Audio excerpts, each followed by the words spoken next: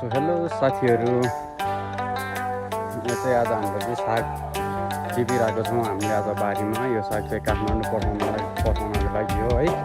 अनि म चाहिँ खासमा यो भिडियो बनाउने थिएन होला।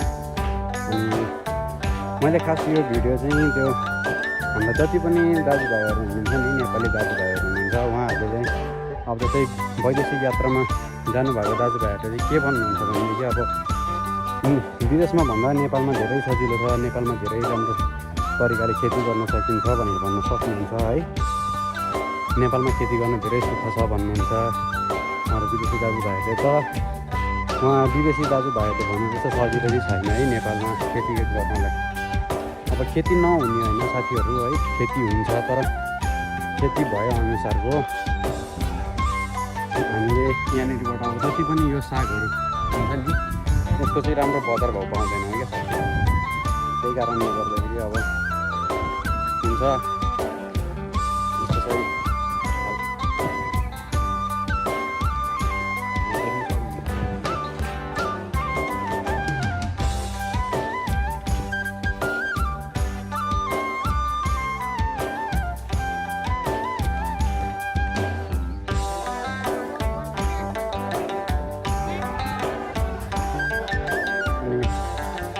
खेती गर्न चाहिँ धेरै गाह्रो छ है साथीहरू। अब बल्ल तल्ल यसरी यस्तो राम्रो साग निकाल्नुपर्छ है। त्यही माथिबाट पनि अब